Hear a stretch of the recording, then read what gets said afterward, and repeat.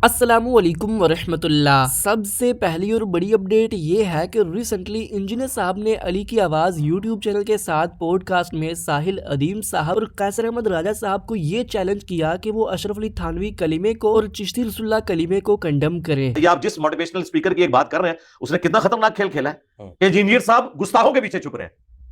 वो तू थानवी रसूलुल्लाह पार्टी का फ्रंटमैन, हाँ सीधी सी बात है। अगर इसने इस गाली से बचना है तो ये कहे कि थानवी रसूलुल्लाह गलत है, फिर मैं मानूंगा कि ये रसूलुल्लाह के साथ मुखलिस है। मुझसे आप बनवा लें जो भी बनवाना है, जो आपने बुलवाना है बुलवा लें कुरान और सुन्नत की रोशनी में। क्यों नहीं ये बोलते हैं थानवी रसूलुल्लाह के ऊपर कि ये कुफर है? क्यों नहीं बोलते हैं चिश्ती रसूलुल्लाह के ऊपर? दूसरे वाला मोटिवेशनल स्पीकर जो कहता है सूफिया की बड़ी खिदमत है कि एक चिश्ती रसूलुल्लाह छापने वाले भी जो है काफिर है, इसको सपोर्ट करने वाले भी, इनके हक में मुनाजरे लड़ने वाले भी सारे इस्लाम से खारिज है। अगर ये गूंगे शैतान बने हुए हैं तो इसका मतलब क्या है कि इन्होंने अपनी दोस्तियां थानवी रसूलुल्लाह पार्टी, चिश्ती रसूलुल्लाह पार्टी के साथ कायम रखी हुई है। ये उस सिस्टम के बेनिफिशियरी है। मेरा मुकदमा आप इंटरनेशनल अदालत में ले जाएं, मैं हर चीज अपनी डिफेंड करने के लिए तैयार हूं, बिल्कुल फैक्ट्स एंड फिगर्स के साथ। इस वीडियो के बाद ही ये कर लें।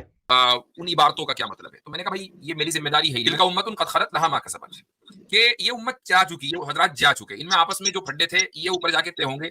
मैं कितना ही दिफा कर लूं और आप कितना ही इल्जाम लगा लें, कुछ भी उससे साबित होने वाला नहीं है। लिहाजा हम इन मौज़ूआत पर गुफ्तगू को ही फजूल तरीन गुफ्तगू समझते हैं। तो ये हमारा मौकिफ है, इसलिए हमें फिरकों से कोई लगाव नहीं। दूसरी अपडेट ये है कि रिसेंटली आमिर हक साहब ने मुफ्ती यासिर नदीम अल वाजिदी साहब के लाइव सेशन में इंजीनियर साहब को एक्सपोज कर दिया। उनका कहना यह है कि सूरह तलाक की आयत नंबर 4 की जो तफसीर इंजीनियर साहब ने कैसर अहमद राजा साहब को जवाब देते हुए बयान की है, ये तफसीर उनकी पिछली तफसीर से बिल्कुल मुख्तलिफ है। पिछली दफा कुरान क्लासेस में उन्होंने हारिस सुल्तान वाली ही तफसीर बयान की थी, लेकिन इस दफा उन्होंने हारिस सुल्तान को जवाब देते हुए कैसर अहमद राजा साहब की बयान करदा तफसीर को ही रिपीट कर दिया। आइए हम उनकी वीडियो को देखते हैं। इसके अलावा हजरत मैं क्योंकि फार्मूला सेट करने का आदी हूँ और मेरी आदत है कि मैं गवाही घर से ही देता होता हूँ। इनकी पुरानी तफसीर 4 साल पुरानी तफसीर मैं सुनाने लगा हूँ आपको, और आज जो सेकुलर और लिबरल से इन्फ्लुएंस्ड होकर उसकी ताबीर पेश की है निसावर्ड रखकर, और कहा है कि नहीं यहाँ पर वो लोग वो लड़कियां मुराद हैं कि जिन लड़कियों को अभी तक हैज किसी बीमारी की वजह से ना आया हो। इसको जरा सुनिएगा और जरा देखिएगा कि इंजीनियर साहब 4 साल पहले यही कह रहे हैं कि नाबालिग लड़की की इद्दत भी 3 महीने होगी और नाबालिग लड़की की शादी भी होगी। ये 4 साल पहले यही कह रहे हैं, और आज कह रहे हैं कि नहीं ये जिसको बीमारी हो गई है उसकी इद्दत है, और दूसरी जगह पर इद्दत है कि जिसके साथ मैरिज कंज्यूमेट ना की गई हो उसकी इद्दत कोई नहीं होती। जरा सुनिएगा। वल्लाही लम यहिदना, और उनकी भी जो इद्दत है वो 3 महीने शुमार की जाएगी, जो अभी तक उन अयाम हैज के यानी उस टाइम को नहीं पहुंची हुई है। यानी ऐसी औरतें हैं जो नाबालिगा हैं। नाबालिगा औरत का निकाह हो सकता है, रुखसती नहीं हो सकती, लेकिन नाबालिगा औरत अभी बालिग नहीं हुई और उसको तलाक दे दी उसके मर्द ने, तो उसके लिए तो अब ज़ाहिर है वो 3 तौर वाला तो इशू नहीं होगा ना। तो उसके लिए फिर हुक्म फरमाया जा रहा है कि 3 महीने जो मैंने जिक्र किया था राउंड ऑफ करके। ठीक है जी, देख लिया हजरत आपने।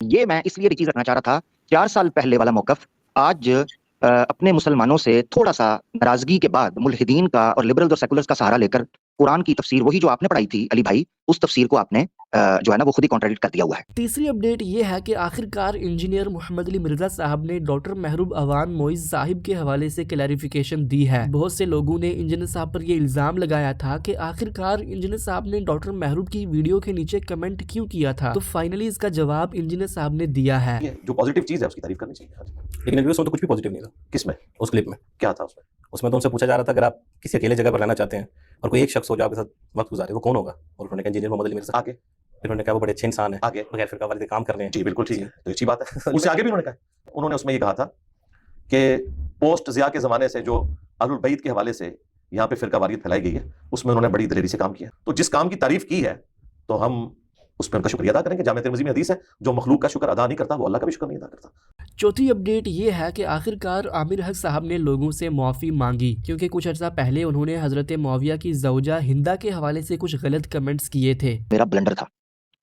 मैं जब खुद सुन रहा था मुझे खुद भी अपने कानों पर यकीन नहीं आया कि ये बात मैंने क्या की है, और मैं समझता हूँ कि मैं इस पर अल्लाह का लाख शुक्र अदा करता हूँ कि उसने मुझे तौफीक दी कि मेरी गलती मेरे भाइयों ने इस्लाह करके मेरे सामने लाए, और ये मेरी बहुत बड़ी गलती थी जिसको अल्लाह के रसूल ने माफ़ कर दिया, और जिनकी बैत और इस्लाम को अल्लाह के रसूल ने कबूल किया, उसके बाद मेरे ख्याल से मुझे ये बात नहीं करनी चाहिए थी।